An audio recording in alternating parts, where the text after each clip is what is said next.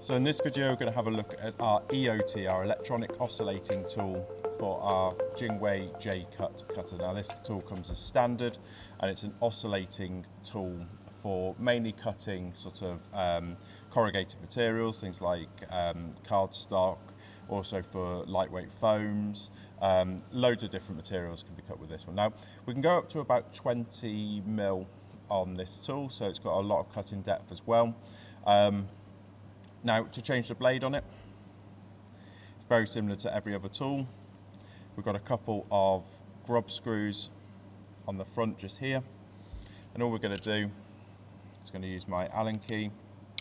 I'm going to loosen those off, just a little click, and it's both grub screws,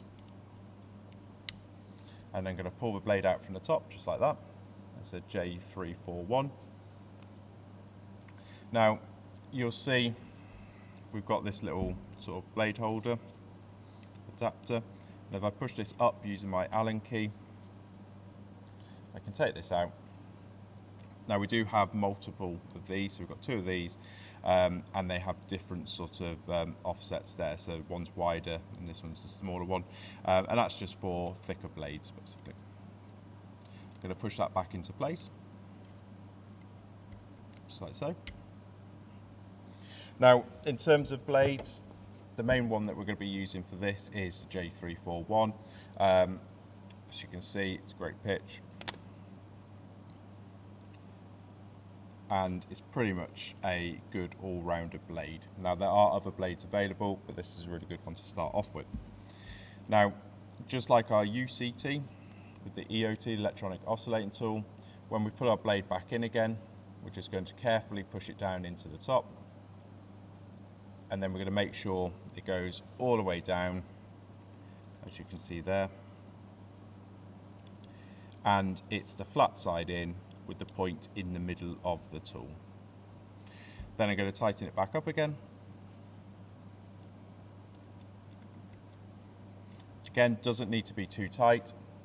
Now this tool here goes in the K position, and you'll also notice on the sticker it says ensure blade is at lowest point before tool depth check. So we're going to check that in a second. So I'm going to push this in like this from the top. Now one thing we've got to be careful is this here, this little bracket here needs to line up with the rod that's on the side here. So I'm going to make sure it's straight. I'm going to line it up, get the bracket in place, just like that, and then going to push it down as standard.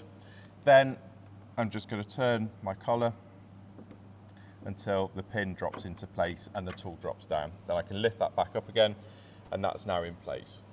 The last thing I need to do is I need to get my power adapter.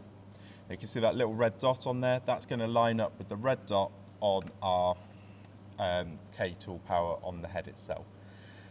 This is going to go in K tool power because we're in the K position, not the K1 position.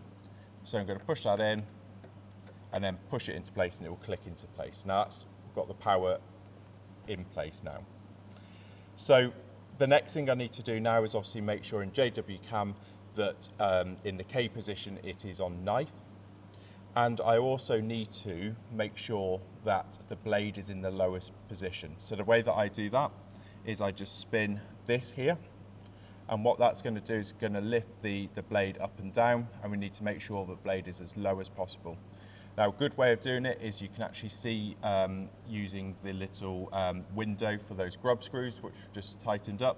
You'll actually see the grub screws going up and down in there, and that's a really easy way of judging where the blade is. So once it's in its lowest position, you then need to do your tool depth check from JWCam, and you're ready to start using your EOT, your electronic oscillating tool.